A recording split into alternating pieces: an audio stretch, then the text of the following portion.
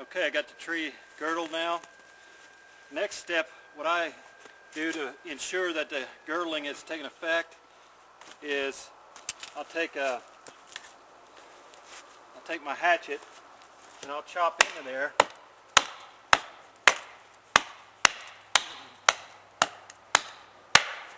Kind of open it up a little bit more.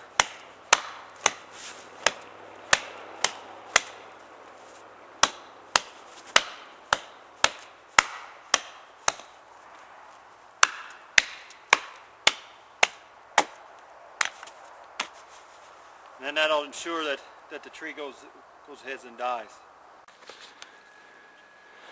Okay, I'm going to show you guys what I've been doing for the last hour or two. I've been going through here and cutting all these sumacs and little maples and stuff like that down.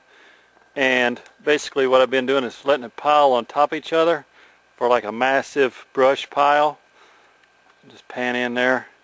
Now you can see there's quite a bit of difference made as far as opening up the canopy. Now the sun is able to come down and shine in here and create even more of a jungle in here. So let the honeysuckles and stuff take on. Here it is from another angle. You've gotten to see that I kind of laid everything down on top of each other. I left some of the choice trees.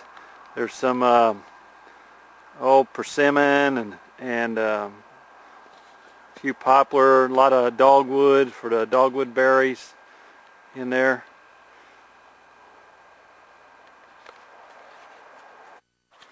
Alright, here's another pan in from yet another angle. Kind of see the way I laid everything on top of each other. Create this massive brush pile. I'd say it's probably a good 30-40 meters wide and probably every bit of 50-60 meters long. And then, like I said, the whole idea was just to open this canopy up and let sunlight down, create like a little miniature jungle around here. So here's some of the tools and stuff that I'm going to need, or actually that I have for as far as chainsaws goes. If you're looking to buy a chainsaw, I recommend going to some place local and actually buying it from a dealership that can service it if you do have problems with it. Maybe some different pointers on how to maintain it. What kind of chainsaws, like I said, that's up to you. The size of the chainsaw, you know, the bigger the task, the bigger the tool needed. If I'm going to be cutting timber and logs for my sawmill, I'll use a bigger saw. But most of the time, if I'm just cutting smaller stuff or cutting down saplings or smaller trees, I'll use a smaller saw, something that's a little easier for me to wield and maneuver around, especially because a lot of times I'll be in some really thick stuff and I don't need a big bar or trying to worry about a big bar of the chainsaw getting caught up on different stuff. So I can find it more manageable to match the chainsaw to the size of the tree that you're wanting to cut. Some of the tools that you're going to need,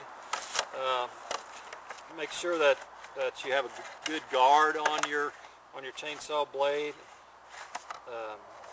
If you're going to spend a lot of work on sharpening them up and keeping them sharp, you're going to put them on the back of the truck or some other way of getting it out there to the field. It's going to get beat up and bounced up, so make sure you got a good guard on that to protect that from getting dull. Some of the basic gear that I carry with me, which I carry everything in the bucket here, I said. Carry my hard hat in here. If I'm cutting any big timber or any chance of any limbs or anything falling on my head, it's probably just a good, good idea for safety-wise to have one, to wear one anyways.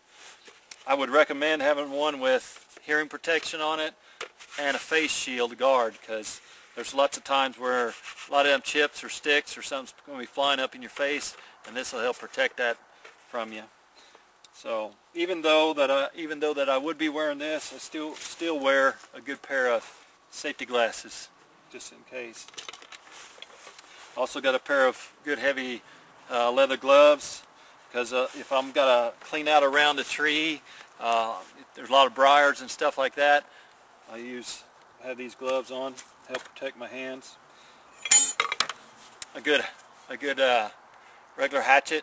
Never know when you might want to either mark timber or knock some limbs off or something like that. Kind of help you out with that. I do carry a big hammer, and the reason I carry a big hammer is if I'm felling some trees and I'm trying to guide it to fall in a certain area, I'll use wedges. Now you can see that these wedges are pretty chewed up already from chainsaws, but as you make your cuts, you drive these in the sides and help guide your tree to fall wherever you want it to fall at. Of course, I always carry a couple good ones. In the course of maybe a big tree or something like that, you're going to use quite a few wedges. So I like to keep, probably good. Let's see, in here I got 1, 2, 3, 4, 5, 6, 7, 8, 9 or 10 wedges in there to help me out. And then some too, if you got the tree that's down already and you're cutting it up into logs or you're cutting up into firewood, as you make your cut, you're going to cut off the bottom and then a little bit and then start in on the top and cut. And as you come through and got room to stick a wedge in there, you stick your wedges in there, and that'll, once you cut all the way through, that'll help it from keeping that log from pinching the blade of your chainsaw. So I got wedges in here. This little tool here, chainsaw tool, that's what you're going to have in order to tighten up your blades. It fits these on the side. It also fits a spark plug if you got to change the spark plug. It's got a screwdriver on the end of it to help tighten up the blade. So this is definitely, you need that. And I always carry spare, because for some reason I lose this or something. Down here I got a spare. I carry my 2-cycle oil in here in the pre-measured containers. Be mixing up in 1 gallon. This is enough for 1 gallon of fuel, and so I'll buy a 1 gallon tank. I would recommend going with a 1 gallon just because you use it up faster and use fresh fuel that way. Got the bar oil, bar and chain lubricant. Need that. I also carry just a cheap old tape measure if I'm going to be marking off logs.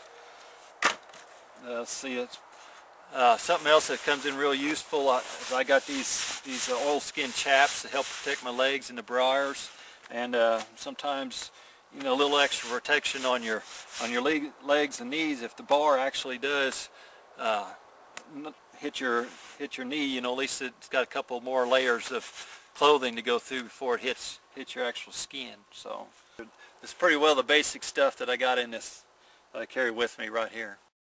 Well, I hope you got a little bit out of this video. It's just covering some basic tools which you're going to have if you're going to purchase a chainsaw or go out in the woods and cut firewood or wildlife management or whatever. I want to thank you all for all your support, and I'll catch you out in the woods.